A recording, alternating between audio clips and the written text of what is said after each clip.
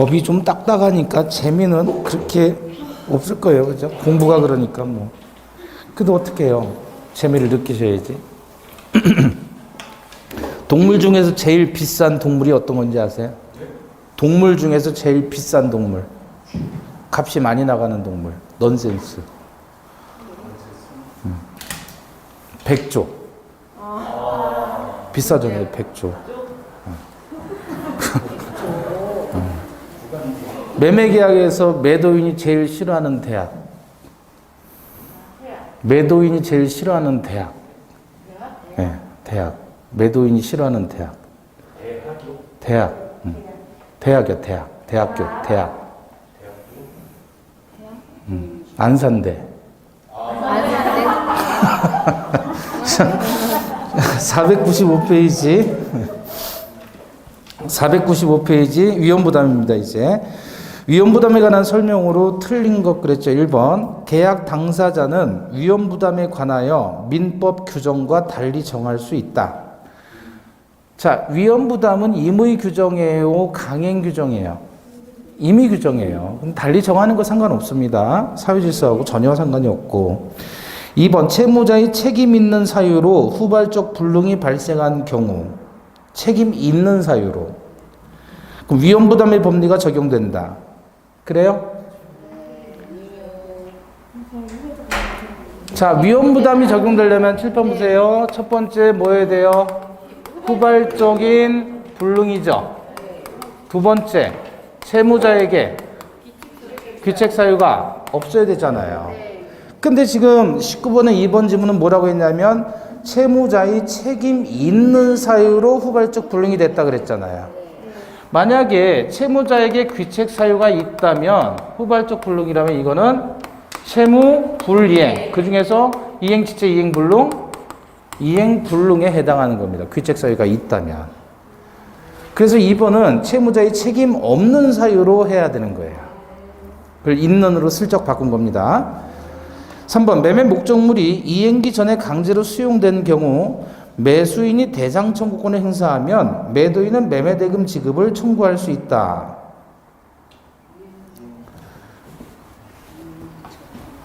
자, 여기 봐봐요. 매도인이 집을 주고 매수인은 매매대금을 줘야 되죠. 자, 그런데 이게 수용이 됐어요. 수용되면 수용보상금이 발생하겠죠. 그죠? 예를 들어 이 집이 2억이 됐단 말이에요. 그럼 수용보상금이 발생했어요. 수용이 되니까. 그럼 이건 후발적인 불능이죠. 계약 체결 이후에 수용이 됐으니까 후발적인 불능이 되는 거예요. 그럼 후발적 불능이 되었을 때 얘가 수용보상금을 갖고 매매대금을 지급을 하면 보상금을 달라고 요구할 수 있겠느냐 그 말이에요.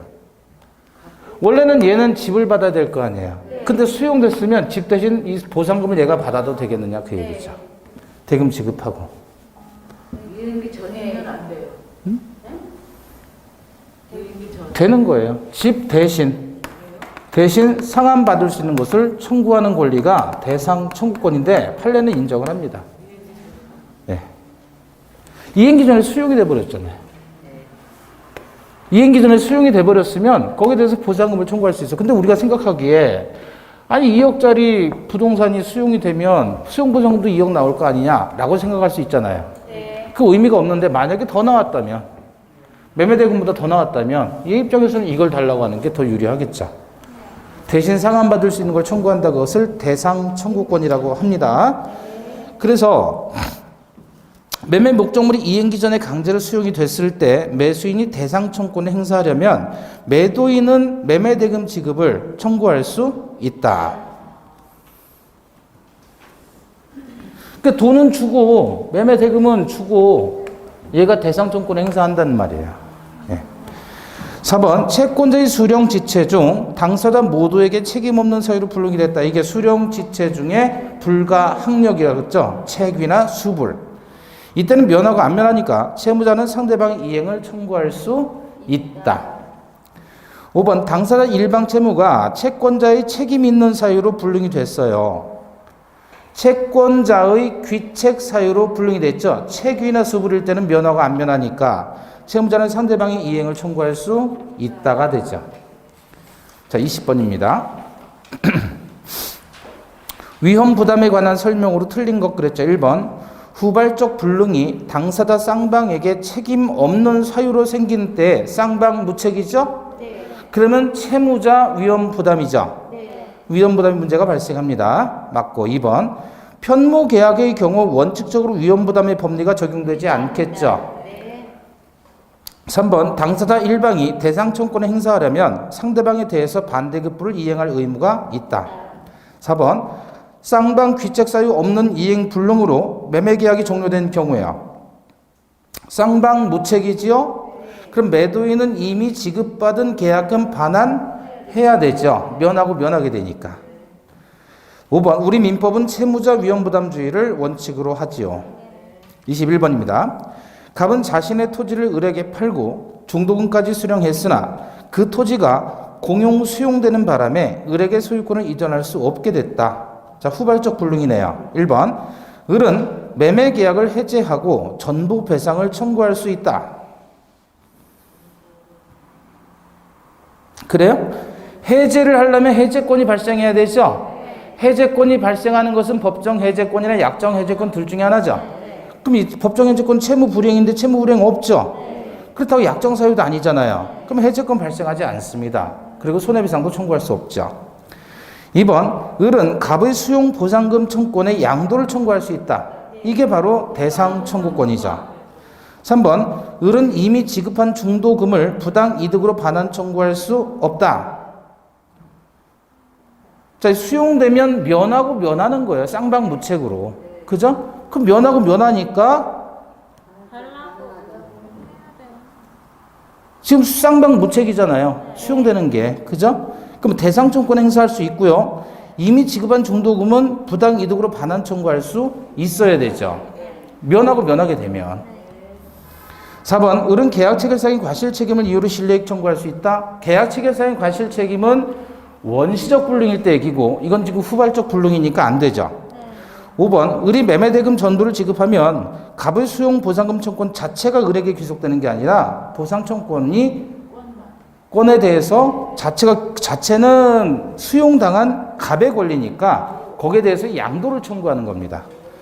그래서 2번 지문에서 보상금 청구권의 양도를 청구한다라는 거지 자체가 보상 청구권 자체가 을에게 귀속되는 것은 아니다. 갑에게 귀속되는 권리입니다. 자, 22번. 갑과 을이 을 소유 주택에 대한 매매 계약 체결했는데 주택이 계약 체결 이후 소유권 이전 및 인도 전에 소실됐습니다. 후발적 불능이란 얘기죠. 1번. 갑과 을의 책임 없는 사유로 주택이 소실됐어요. 쌍방 무책이죠.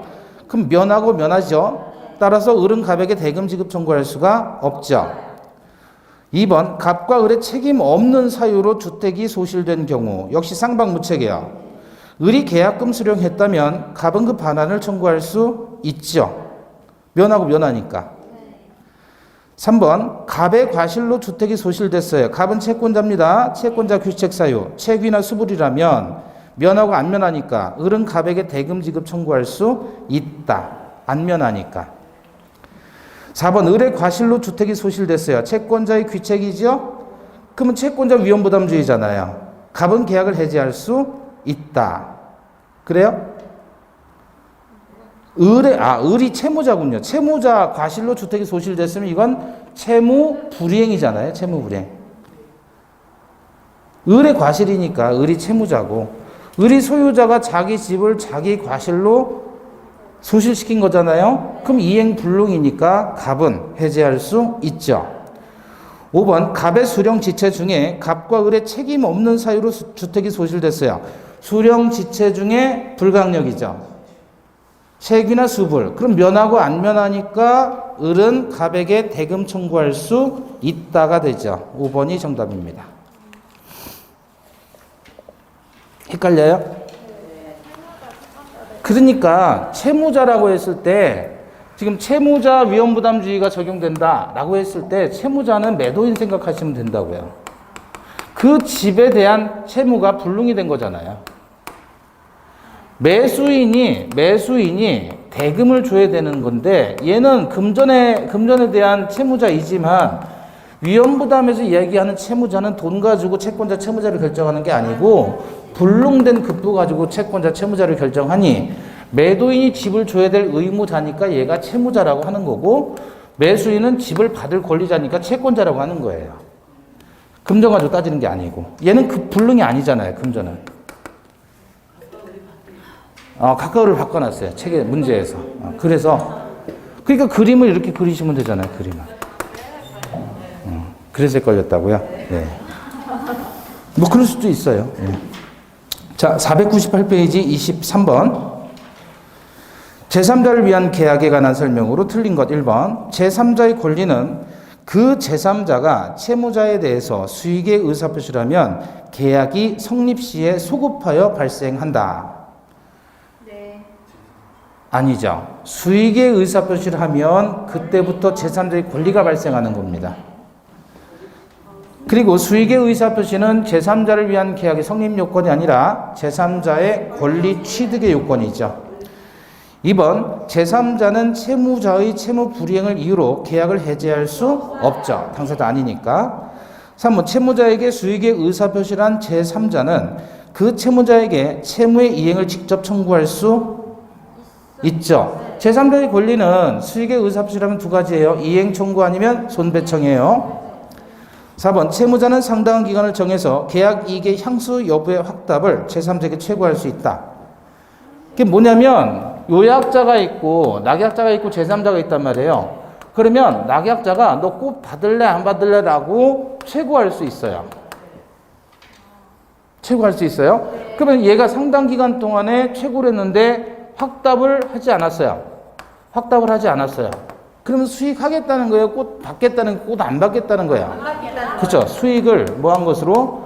거절한 것으로 간주를 하게 된다. 기존 상태가 고정되는 게 최고의 효과란 말이에요. 유동적 무효. 예컨대 무권들이죠?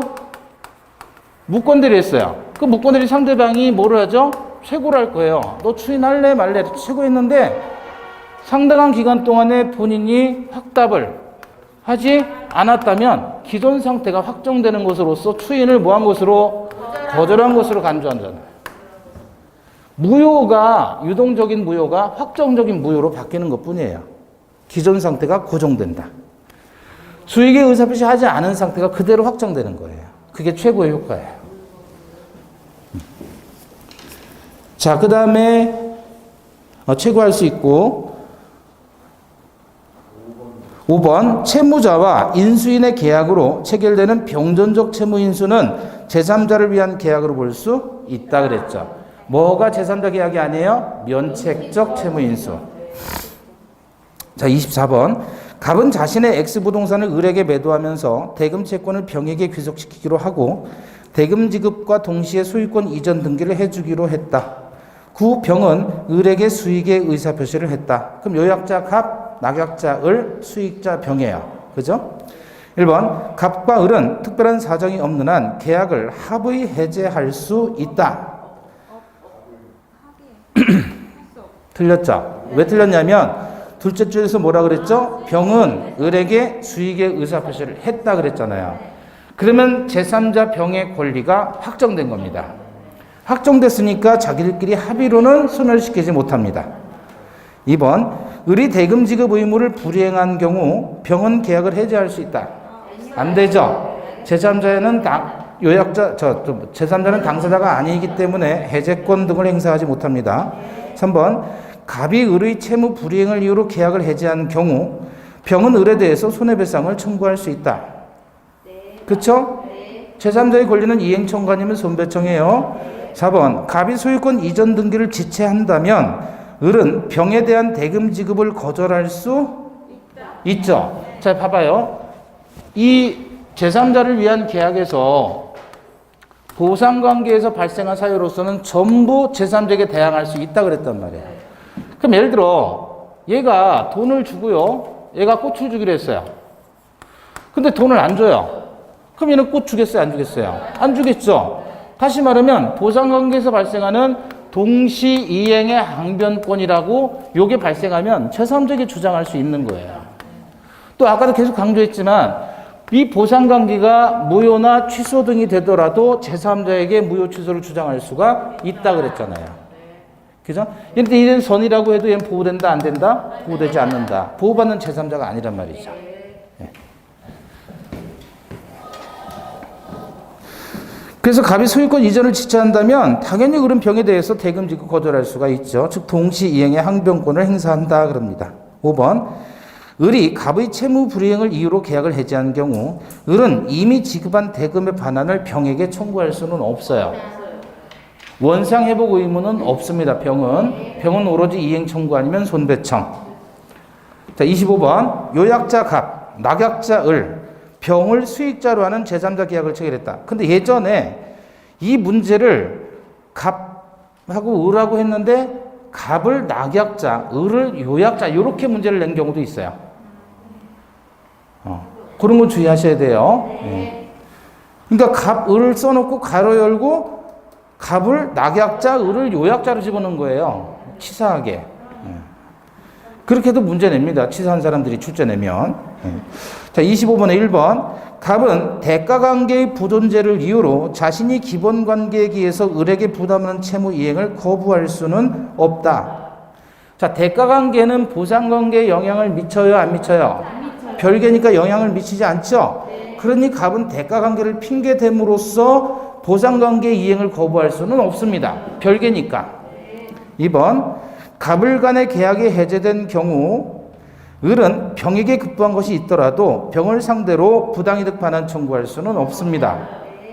별개니까. 3번. 병이 수익의 의사표시를 한 후 갑이 을의 채무 불이행을 이유로 계약을 해제하면 병은 을에게 그 채무 불이행으로 자기가 입은 손해배상을 청구할 수 있다. 있죠? 4번. 갑과 을 간의 계약이 갑의 착오로 취소된 경우 병은 착오 취소로서 대항할 수 없는 제3자의 범위에 속하지 않는다. 보호되지 않는다 그랬잖아요. 5번. 수익의 의사표시를 한 병은 직접 을에게 이행 청구할 수 있죠. 자, 26번 봅니다. 제3자를 위한 계약에서 틀린 것 1번. 제3자가 하는 수익의 의사표시의 상대방은 낙약자이다. 그렇죠? 낙약자에게 수익의 의사표시를 하고. 2번. 낙약자는 기본관계에서 발생한 권리로서 제3자에게 대항할 수 있다 그랬죠. 3번. 낙약자의 채무 불이행이 있으면 요약자는 수익자 동의 없이 계약을 해제할 수 있지요. 해제, 채무 불이행으로 인한 해제는 가능해요. 뭐가 안 된다 그랬어요? 수익의 의사표시 외에. 갑과 을, 즉 요약자와 낙약자의 합의로 제3자 권리를 변경선을 시키지 못한다 그랬죠. 4번. 수익자는 계약의 해제를 원인으로 한 원상회복 청구권이 없습니다. 오로지 이행청구 손배청. 5번. 수익자는 요약자의 제한 능력을 이유로 계약을 취소하지 못하죠. 27번입니다. 1번. 수익자는 계약의 해제권이나 해제를 원인으로 한 원상회복 청구권이 없다. 없죠. 2번. 수익의 의사표시란 수익자는 낙약자에게 직접 이행을 청구할 수 있다. 맞죠?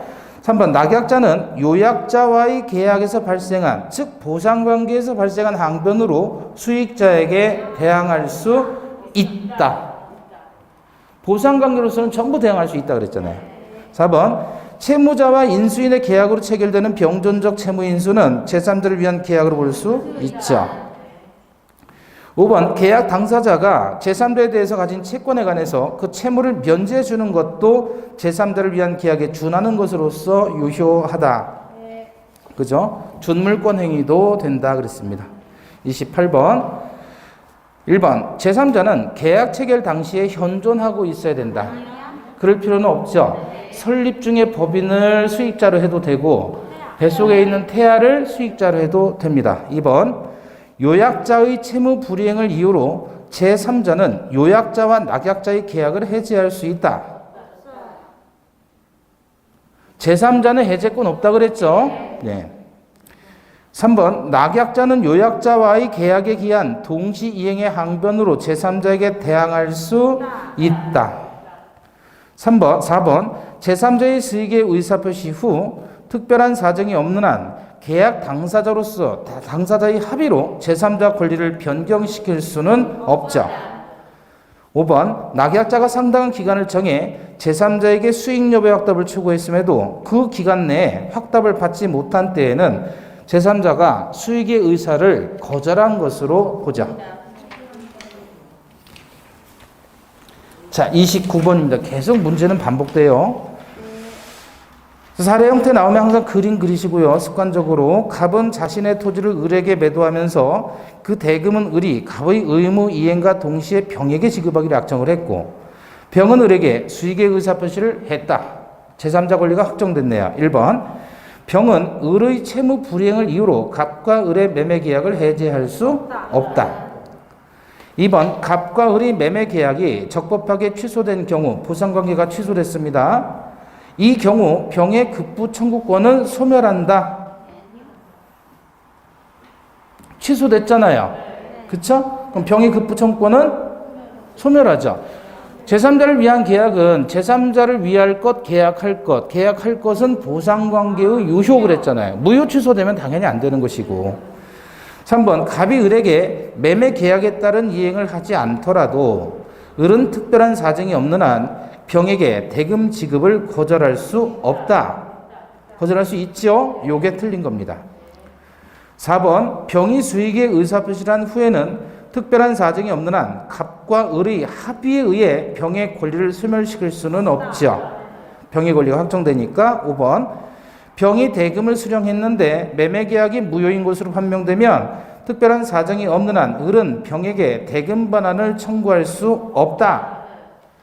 병은 원상회복 의무 부담하지 않는다 그랬습니다. 자, 30번입니다. 매도인 갑, 매수인 을이 계약을 하면서 대금을 병에게 지급하기로 하는 제3자 계약을 했습니다. 1번 을은 갑의 병에 대한 항변으로 다시 말하면 갑의 병에 대한 항변이 뭐예요? 대가관계의 흠결이죠. 을은 대가관계 흠결 설사야 그로 병에게 대항할 수 없다. 남의 남편 설사약을 주든 말든 그죠? 예. 2번 병이 수익의 의사표시를 한 다음 을이 대금을 지급하지 않으면 갑은 계약을 해제할 수 자, 수익의 의사표시를 했는데 을이 대금을 안 줘요. 채무 불이행이잖아요. 그러면 갑은 자기가 임의로 해제할 수 있죠. 있죠. 합의로 소멸시키는 게 아니잖아요. 이건 채무 불이행 때문에 발생하는 당사자의 권리니까. 3번 병이 수익의 의사표시라면 특별한 사정이 없는 한 을에 대한 대금 지급권을 청구권을 확정적으로 취득한다.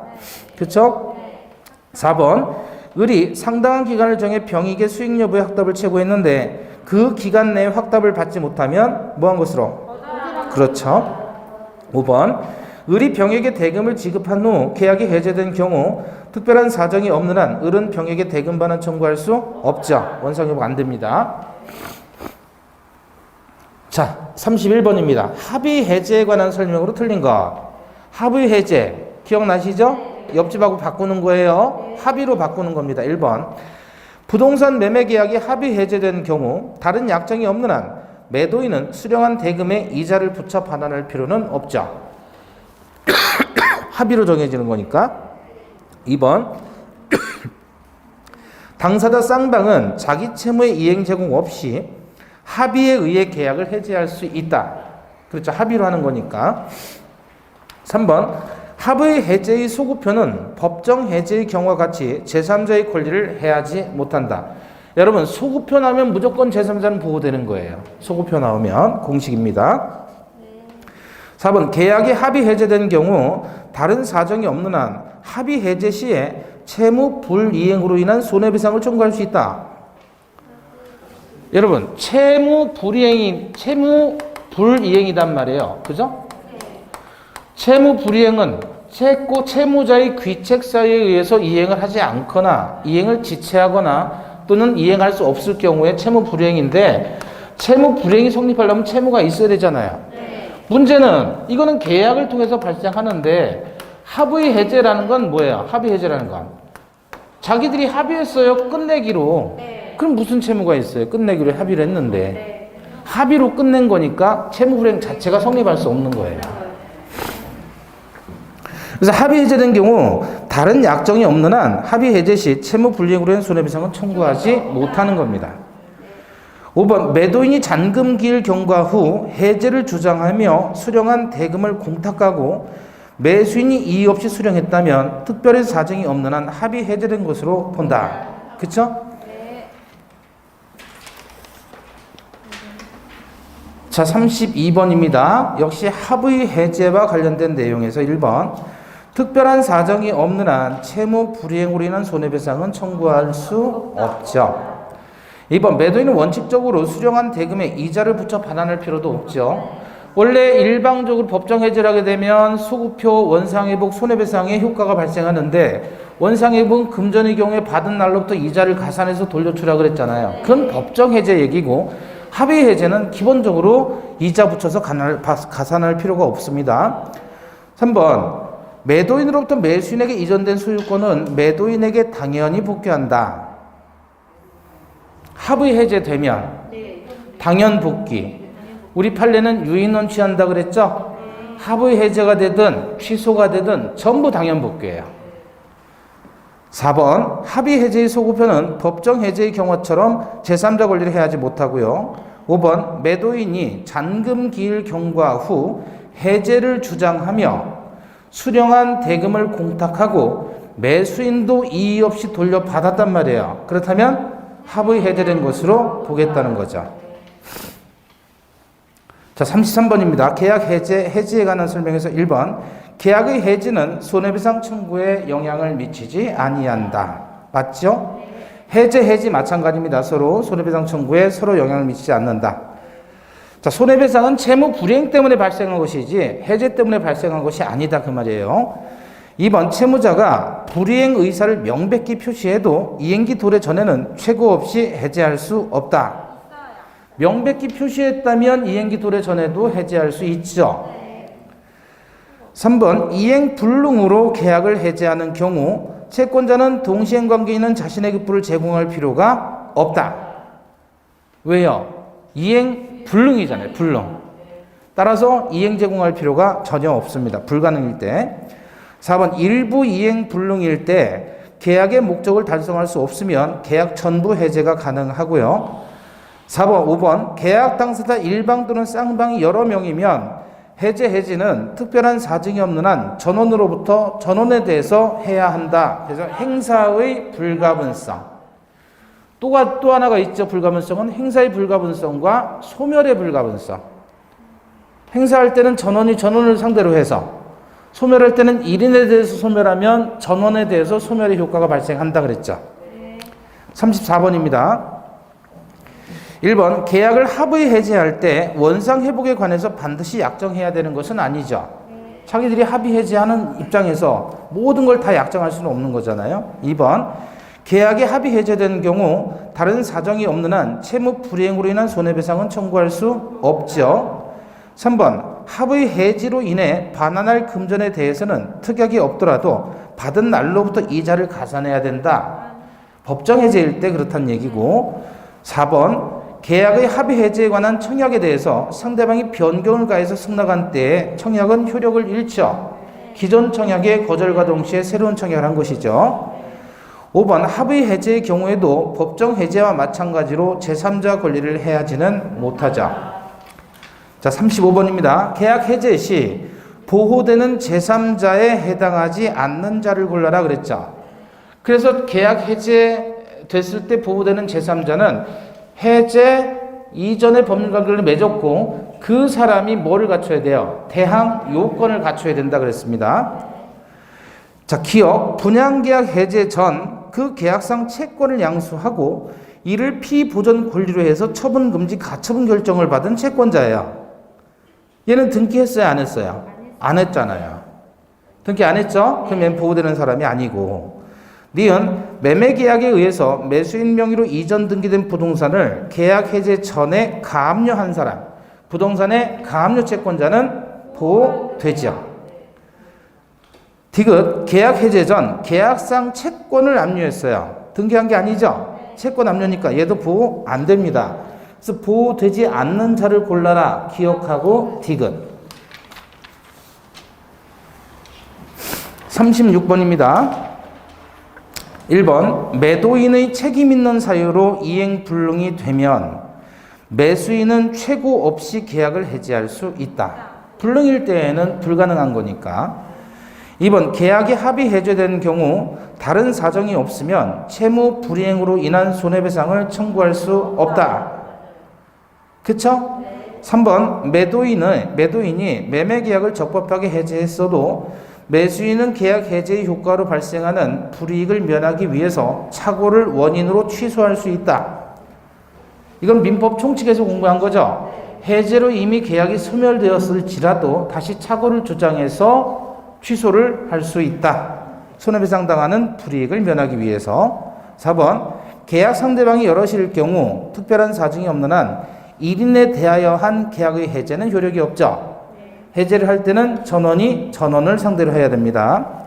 5번 매도인은 다른 약정이 없으면 합의 해제로 인해 반환할 금전에 받은 날로부터 이자를 가산해야 될 의무가 없죠.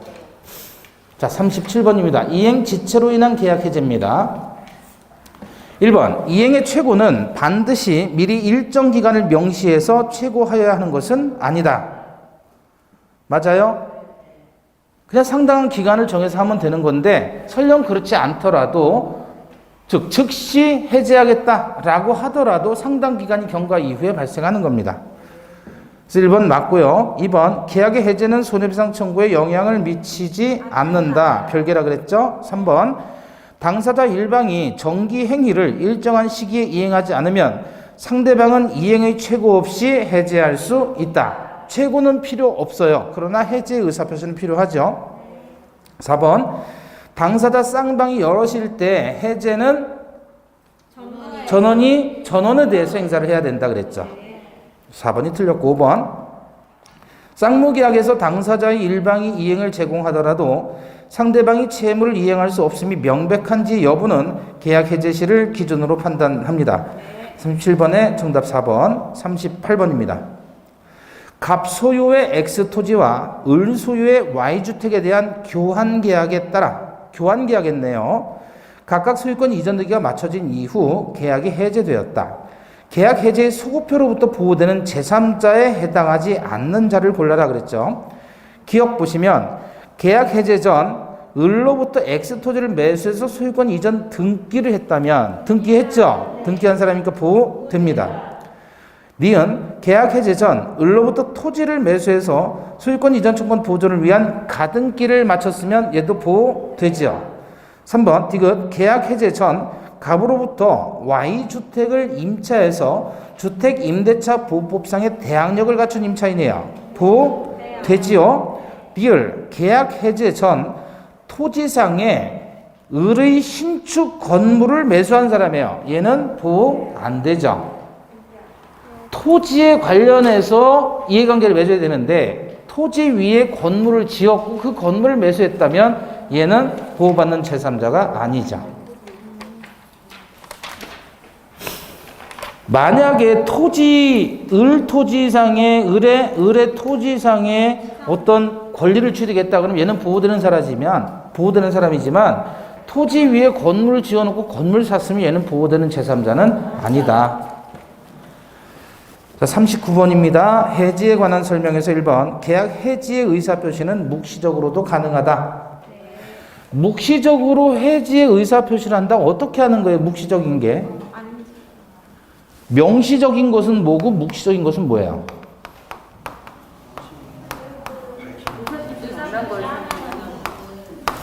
글이나 말로 하면 명시고 일정한 행동으로 하면 묵시라고 하는 거예요. 모든 의사표시는 명시, 묵시 다 가능합니다. 모든 의사표시는. 이건 공식이에요. 네.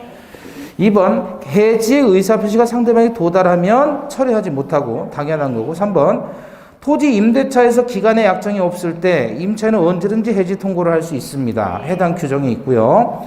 4번 당사자 일방이 여럿일 때 그중 1인에 대해서 해지권이 소멸하면 다른 당사자에 대해서도 소멸하죠. 소멸의 불가분성. 5번 특별한 사정이 없는 한 합의 해지로 인해서 반환할 금전에는 받은 날로부터 이자를 가산할 필요가 없다 그랬죠. 자, 40번입니다. 해제에 관한 설명으로 틀린 것 1번. 계약이 합의 해제된 경우 특약이 없는 한 반환을 금전에 받은 날로부터 이자를 붙여 지급할 의무가 없다. 계속 반복되지요. 2번. 계약이 상대방이 여럿일 때 해제권자는 전원에 대해서 해제권을 행사해야 된다. 행사의 불가분성. 3번. 매매 계약 해제로 인해 양 당사자가 부담하는 원상 회복 의무는 동시행 관계에 있죠. 4번. 성질상 일정한 기간 내에 이행하지 않으면 그 목적을 달성할 수 없는 계약에서 이걸 뭐라 그러죠? 이걸 뭐라 그래요? 정기행위라고 해야지. 정기행위.